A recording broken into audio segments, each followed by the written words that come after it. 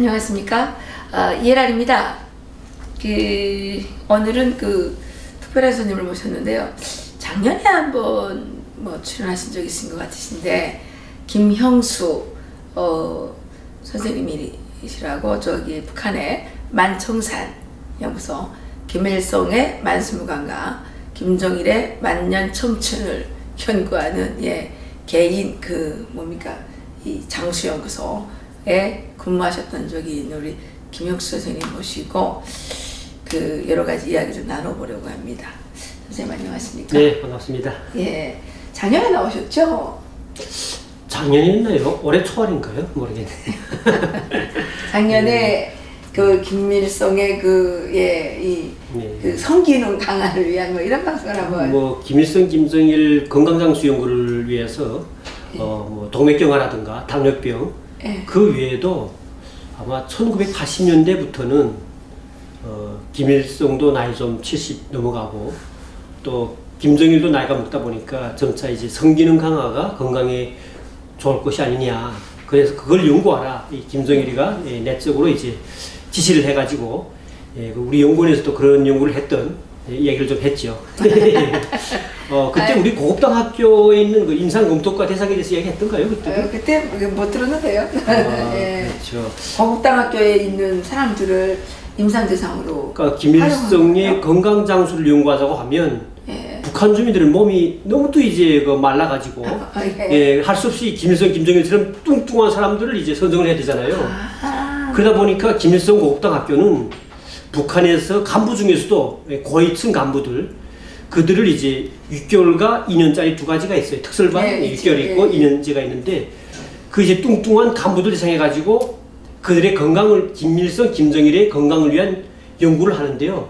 기본 중요한 건 뭐냐면 뚱뚱하면서도 나이가 비슷한 사람을 또 선정해가지고 성기능 검사를 성기능 관련된 그런 약제 연구를 하죠. 그때는 전 세계 나가 있는 외교관들 통해서 정말 그게 좋다고 하는 강정 효과가 좋다고 하는 그런 약제를 다 이제 들어와가지고 동물 실험도 하고 생학 실험 다 거치고 나서 마지막에는 최종적으로 이제 뚱뚱한 간부들 상에 해가지고 김일성, 김정일도 이제 성기능 강화돼야만이 그게 건강장수의 진짜 기본 바탕이다 해가지고 그 연구하라 했죠.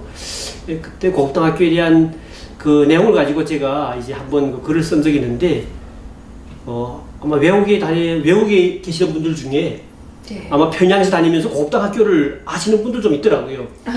그런 분들이 깜짝 놀라면서 그렇게 자기가 지나다니던 그 고급당학교가 결국 김일성, 김정일의 그 성기능 연구하는 그 인체 실험장이었었고 고위 간부들은 억지로라도 그걸 난 싫다 할 수가 없잖아요. 성기능을 이렇게 강화할 필요가 없는 사람들 막 강화시켜줬겠죠. 그럴 수도 있겠죠. 근데 참 그때 어색했던 게 뭐냐면 실험하고 나서 이제 그 사람들한테는 개발된 약제를 주는 시험구 있고 또 주지 않는 대조구가 있는데 매일 그러니까 실험 전에도 이제 피를 뽑아야 되고요. 혈액 채취하고 그럼 도중 계속 채취하면서 마지막까지 채취합니다. 몇 달씩. 그러면서 그들한테 이제 매일 아침마다 이제 출근하면 조회 끝나고 나서 우리가 이제 문진을 해요. 문진도 이제 하고 근데 그 중에는 뭐였냐면 전날 저녁 노친하고 좀 사랑 속삭였냐 그다음에 그만 물어봐야 돼요? 물어봐야 되죠. 그리고 생리학적 지표 중에 뭐였냐면 새벽 발기력이라는 게 있습니다. 새벽 발기력.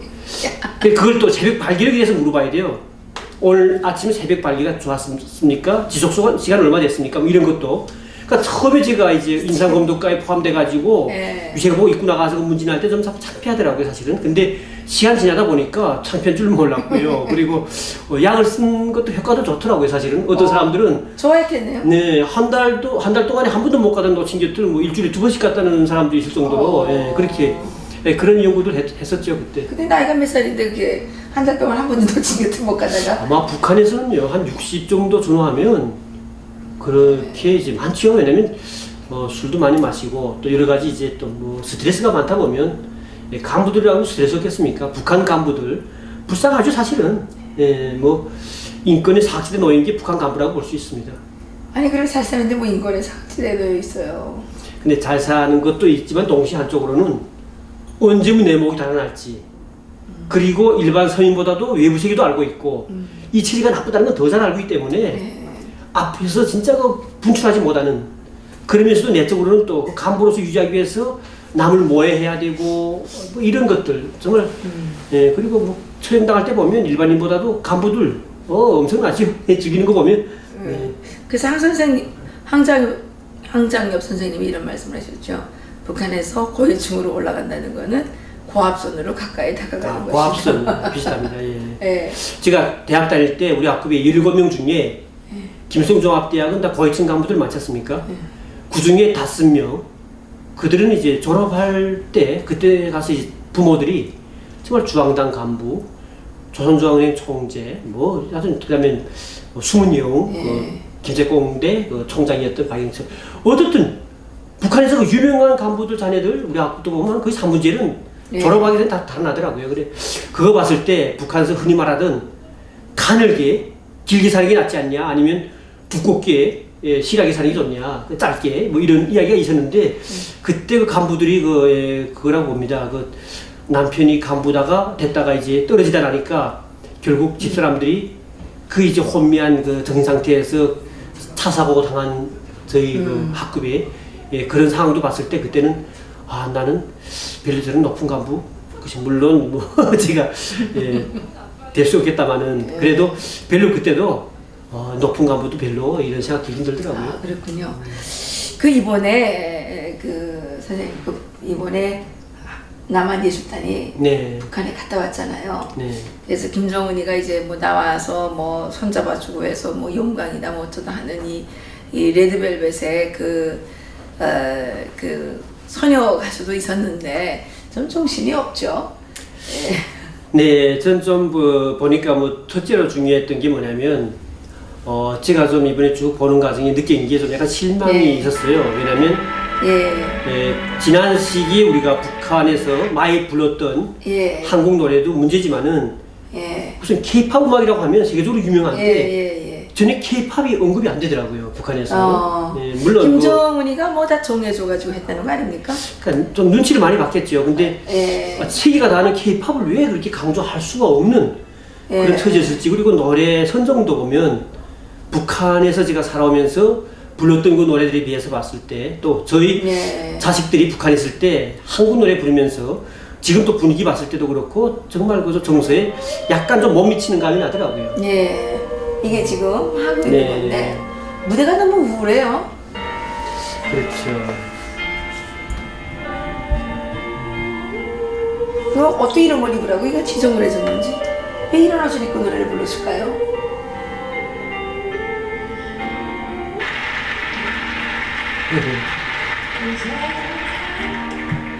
이 노래를 듣고 북한 사람들이 노래를 잘한다고 생각했을까요?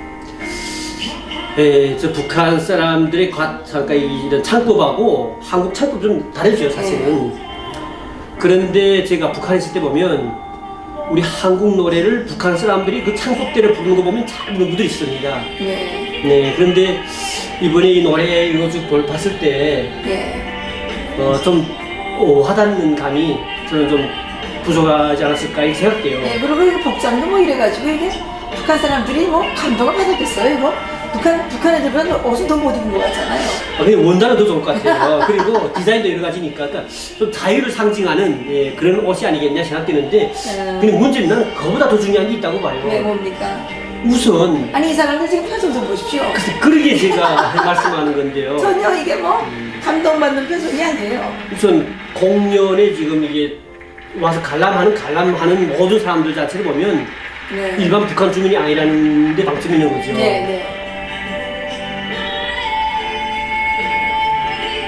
이 노래를 북한 사람들이 잘 불렀다고 생각하기에는 좀 무리가 있는 것 같아요.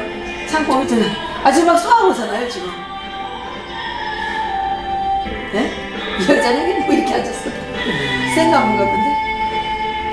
이 사람들은 지금 제가 솔직한 심정인데요. 1호 행사예요, 1호 행사. 여기 다 지금 시퍼하게 앉아있어요. 1호 행사인데요. 지금 이게 앞에 지금 공연하는 것도 문제지만은 뒤에 앉아있는 김정은을 지금 의식하면서 지금 보고 있는 거예요, 이 사실. 그렇군요. 그렇군요. 그런데 말입니다, 대표님.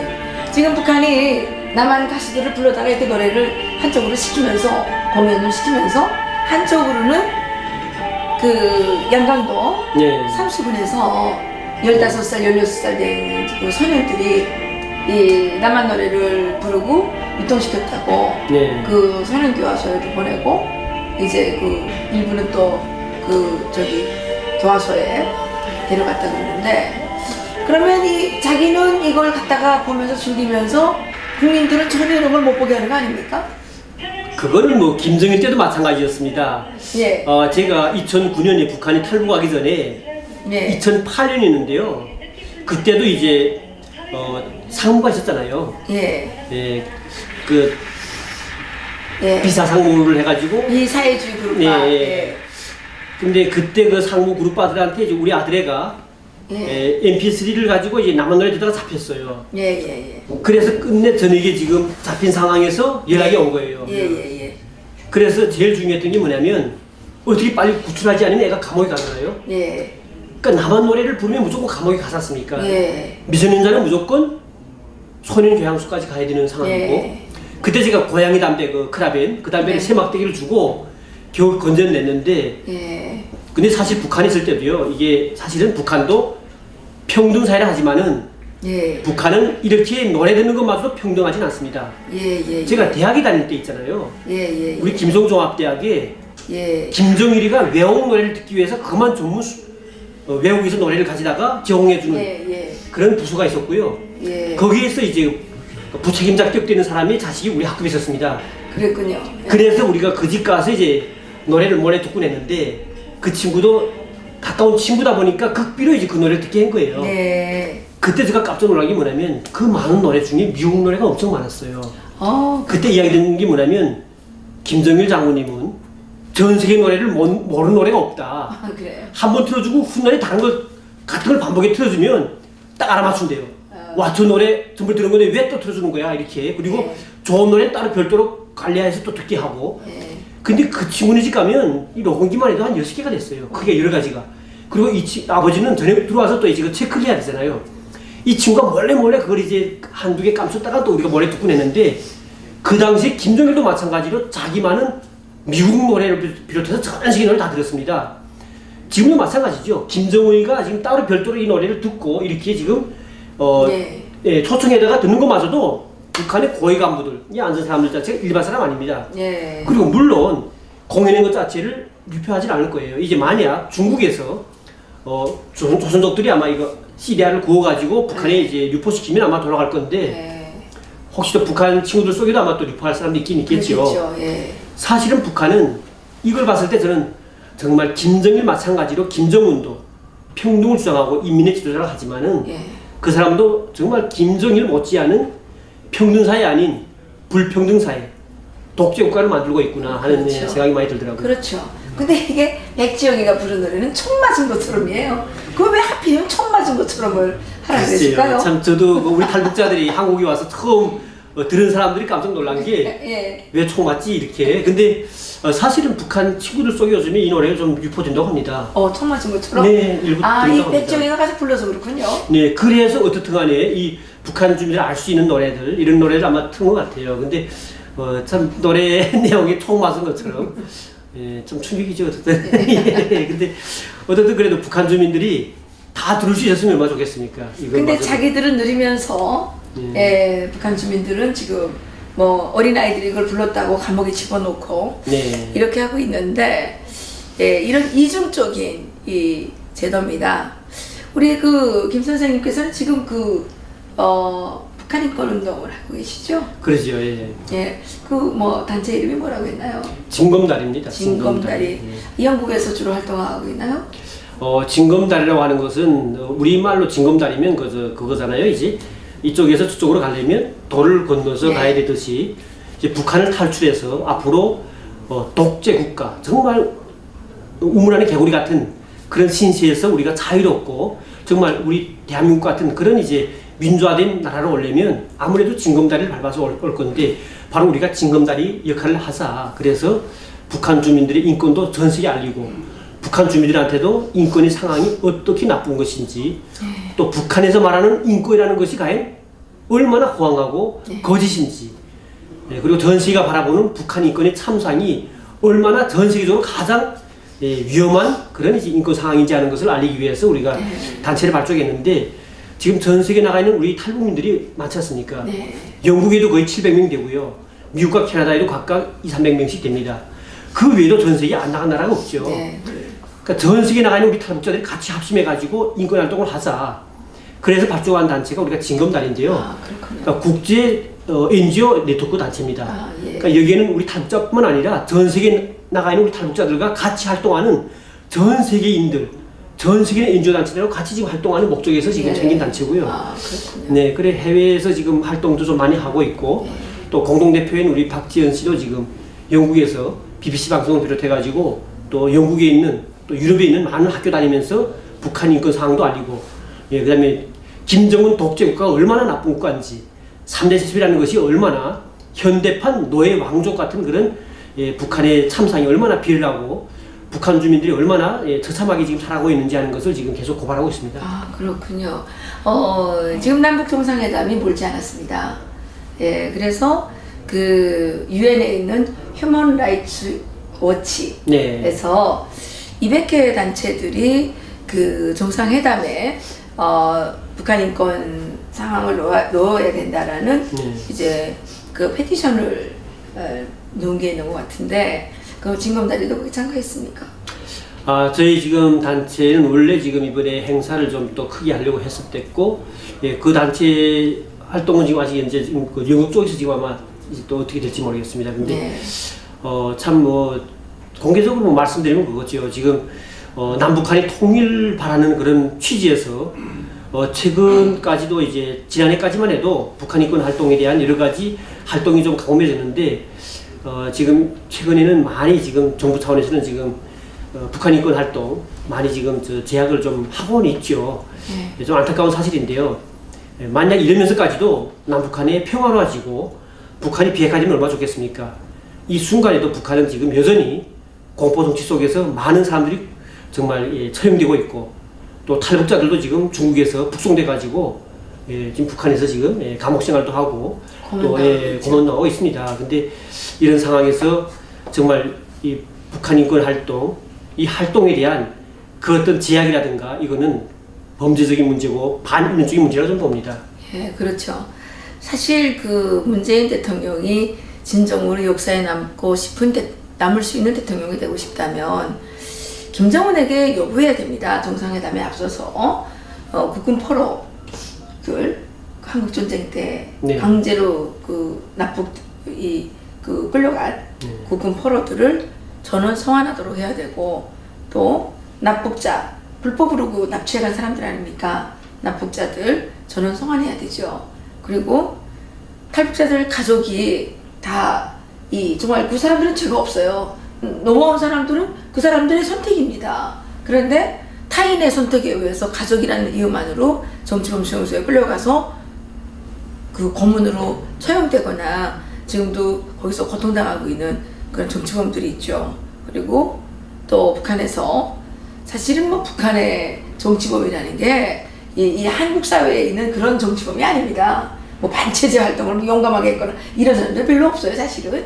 그런데 성경 한번 읽었거나, 뭐 어느 가족 때문이거나 뭐 이런 것 때문에 또 탈북했다는 이유만으로 정치범 수용소에 끌려가서 고통당하는 정말 억울한 사람들이 있는데, 이 사람들을 석방하라고 대통령이 요구해야죠. 그리고 뭐 테러 그 범죄에 대해서 천안한 만큼은 김정은이가 개입한 거거든요. 그것만큼은 사과를 받아야죠. 안 그렇습니까? 네, 가장 중요한 것은 북한 인권 문제에 대한 책임 회피죠. 김정은은 바로 알아야 됩니다. 지금 북한에서 많은 정말 그 탈북했다가 북송되는 사람들이 감옥에서 끝내 죽는데요. 죽고 나면 가족이 그 시신이 가지 않습니다. 아, 그렇군요. 네, 저희 어머님도 이제 2010년에 북송돼가지고 끝내 북한에 끌려가서 보이부 감옥에서 6개월 동안 정말 고문당하고 정말 힘들게 감옥생활 하시다가 끝내 돌아가셨는데, 끝내 그 시신마저 지금 가족 측이 주지 않습니다. 북한에서는 감옥에서 잡힌 사람들, 감옥에서 죽는 사람들을 절대로 가족에 주지 않을 이유가 있죠. 첫째로 고문당했던 그 흔적들이 전 세계에 유포되는 것이 두렵기 때문이고요. 그래서 저는 김정은한테 묻고 싶습니다. 과연 당신 밑에 있는 북한의 보위부와 북한의 보안서 이 경찰 한마디로 이 법관들이 이렇게 사람들을 죽여놓고 가족의 품에 그들을 돌려주지 않은 사실을 알고 있는지, 만약 그걸 알면서 묵인한다면, 또 그걸 그렇게 하도록 조장한다면 당신은 처참하게 인민들의 손에 의해서 능지처참할 것이라는 걸 알아야 됩니다. 그리고 지금 이 순간에도 북한의 보위원들과 북한의 경찰들, 북한 사회는 붕괴 직전에 와 있습니다. 당신들이 이 순간이라도 북한 주민들한테 조금이라도 해를 준다면, 그때 가면 해를 당한 본인들과 가족들은 당신들을 꼭 심판할 것입니다. 당신들은 반드시 자기의 죄가가 앞으로 엄중해지기 전에 인민들의 편에 서가지고 정말 바른 인권이 보장되는 북한 사회를 위해서 조금이나마 마음속으로 정말 인권을 위한 그런 마음을 가지는 것이 중요하다고 봅니다. 그렇죠. 한국 사회도 마찬가지 아니겠습니까? 지금 북한 인권 문제에 대해서 이렇게 침묵하거나 방조하고 이런 사람들을 저는 역사가 꼭 심판할 거라고 생각을 하고 용서하지 그렇죠. 않을 거라고 생각을 합니다. 북한 인권을 무시하거나 또 북한 인권에 대해서 정말 제약을 하는 인간들은 꼭 그 본인과 가족에게 꼭 반드시 인권의 철퇴가 내릴 것입니다.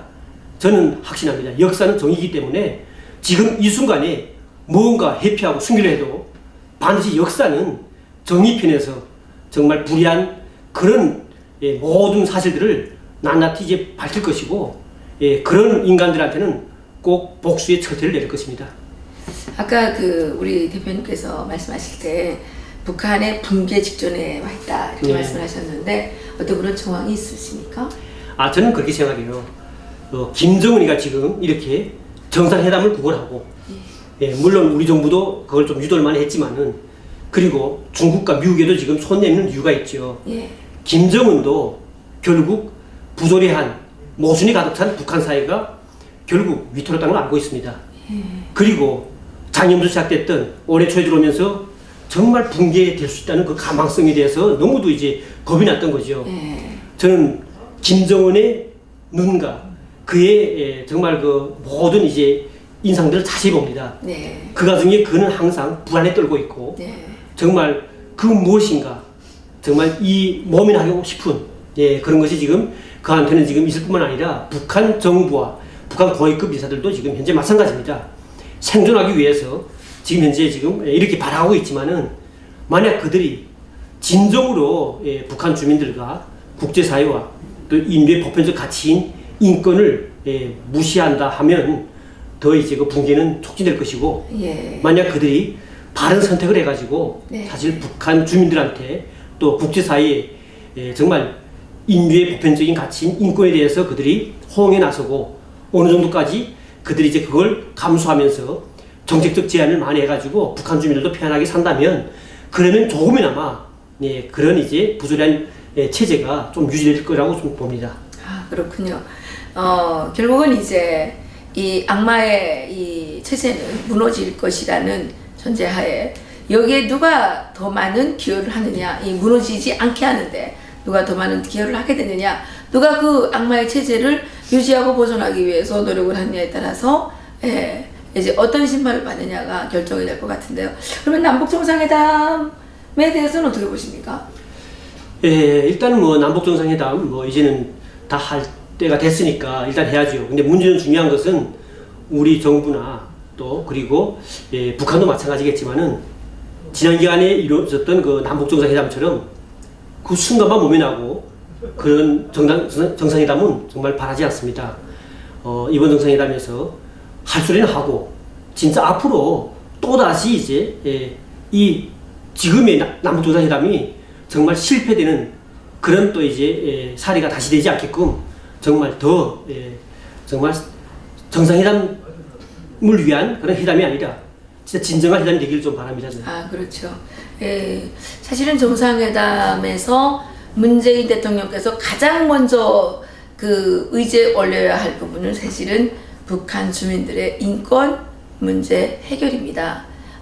문재인 대통령이 인권 변호사로서 그동안 그 명성을 쌓아왔고 또 사람을 가장 중요하게 생각하는 사람이 먼저다라는 그 국정 철학을 갖고 계시는 분이신데 지금 정상회담 의제에 보게 되면 그런 것이 전혀 보이지 않고 오히려 북한과 뭐 그냥 공존하고 싶다 또는 뭐 정전협정을 통해서 한반도의 평화 정착을 뭐 만들겠다라고 하는 공연불 거짓말을 많이 하고 계시는데 실질적으로 문재인 대통령께서 인권을 중시하는 변호사 출신이 맞다면 가장 먼저 그 정상회담 테이블에 북한의 인권 문제, 탈북자 강제 북송 문제 이런 것들을 먼저 올려야 된다는 말씀 좀 드리고 싶습니다. 네, 참 인권 문제로 이야기하자면 항상 이제 이렇게 얼굴 좀 딱딱해지고 좀 웃음이 나지 않습니다.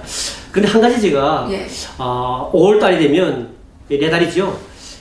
제가 북한에 있을 때 김일성과 김정일의 건강 장수를 연구하던 연구소 그에 관련된 책이 나옵니다. 만청산 연구원 그 실태를 파헤치다는 책을 이제 이번에 제가 책 내십니까? 네, 그 책이 이제 5월달에 나오고요. 그러니까 그 책을 제가 이미 쓰기 전에도 여러 이제 기사를 많이 냈었는데 그 보시는 분마다 과연 북한의 김일성, 김정일은 정말 오래 살은 건 맞냐 하는데 저는 그런 이야기 해줍니다.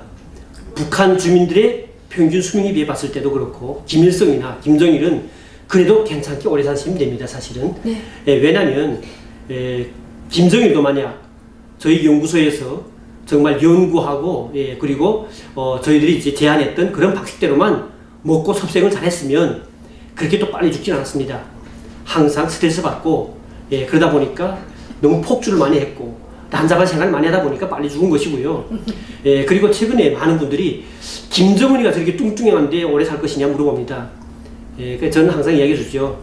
그 굽사하지 않겠냐 이렇게 물어볼 때마다 그렇진 않을 것이다 말합니다. 왜냐하면 북한에는 김정은을 위해서 연구하는 연구사가 거의 2,000여 명이 있습니다. 전문가들이. 기초과학연구원과 청암산연구소 그리고 만천산연구원 한 사람을 위한 연구소가 그렇게 많은 사람이 연구소에 있고요. 저희들 북한에 있을 때는 영국이나 전 세계 보게 되면 대통령을 위한 왕을 위한 뭐 연구소가 있다 이렇게 들었는데 사실 그게 아니더라고요. 그래 김정은은 그렇게 인사 굽사하진 않습니다. 우리는 북한 체제 레짐 체인지를 김정은이 빨리 굽사하길 바랄 것이 아니라 그렇죠. 그가 굽사하지 않더라도 빨리 체제 변화되는 걸 연구해야 되고요. 그리고 이제 다음 달에 나오는 그 책에 과연 그러면 북한에서는 그 김정은이가 저 뚱뚱해도 오래 살 수 있는 비결이 과연 뭘까? 과연 김일성, 김정일이가 어떻게 그러면 그 정도까지 살았을까 하는 그런 연구했던 내용들이 이제 책에 많이 나오는데 혹시 관심 있으면 우리 이제 자유문화연구원 원장님 통해서도 이제 여쭤보시면 그 책에 대한 내용 좀 알 수 있을 겁니다. 책 나오면 여기 갖고 나오셔서 책 소개도 한번 해주시죠. 네, 그러죠. 그러면 오늘은 여기서 이제 좀 마치겠습니다. 우리 김영수 선생님께서 지금 그 동국대학교에서 법학을 전공하고 계시죠? 박사과정? 네, 그렇습니다. 인권 문제를 위해서 아주 생소한 분야에 도전을 하셨는데 향후에도 좀 북한 인권과 관련된 여러 가지 활동들 또 김일성 그 일가의 그 정말 숨겨진 비화들을 좀 많이 나오셔서 방송해 주시면 고맙겠습니다. 네. 그리고 또 끝으로 좀 말씀드리면 제가 생물학을 하다가 지금 석사과정도 이제 생물학, 뭐 과학사 쪽으로 이공계 쪽으로 했었는데 갑자기 박사과정은 제가 법학을 하게 됐습니다. 하게 된 이유 중에 하나가 어머님이 돌아가시면서 북한 인권에 관심 가지기 시작했고요. 그리고 국제사회 다니면서 1년에 거의 한 5개 나라씩은 제가 외국에 나가서 북한 인권 활동하다 보니까 과연 인권을 이제 설명하자면 법을 알아야 되겠다. 국제난민법을 비롯해가지고 대한민국 또 그리고 그래서 이제 난민법에 대해서 북한 인권에 대해서 국제인권법에 대해서 좀 공부를 하기 시작했고요. 그러면서 지금 또 욕심이 커졌습니다. 통일되면 북한법은 뭐 이제는 다 무시해버려야 되죠. 그리고 법이 아니잖아요. 대한민국의 법도 지금 상황에서 기본 틀을 맞춰가지고 뭐 헌법은 그대로 유지해야 됩니다. 사실은 헌법 개정 그게 문제가 아닙니다. 헌법은 통일돼도 뭐 그대로 유지해야 되는 거죠. 사실은. 자유헌법이죠. 자유헌법 기본인 거고요. 그리고 중요한 거는 교육법이라든가 의료법이라든가 각종 여러 가지 법이 대한민국의 법의 기틀에 맞춰가지고 어떻게 하면 통일 헌법이 더 이제 잘 될 것이냐 하는 그런데 또 관심이 있습니다. 그래 그런 걸 앞으로 좀 더 공부하고 싶고 또 그런 데 대해서 또 많은 또 저도 좀 동참하고 싶어서 이렇게 공부를 시작한 거죠. 앞으로 이제 훌륭한 그 법률가가 탄생할 수 있을 것 같은데 특히 북한의 그 초법적인 상태, 무법적인 상태에서 자행되고 있는 북한의 참혹한 인권 실상들을 정말 멈출 수 있는, 제어할 수 있는 그런 법적 조치들을 많이 연구해 주시면 감사하겠습니다. 그럼 여기서 오늘 마치겠습니다. 수고하셨습니다. 네, 감사합니다.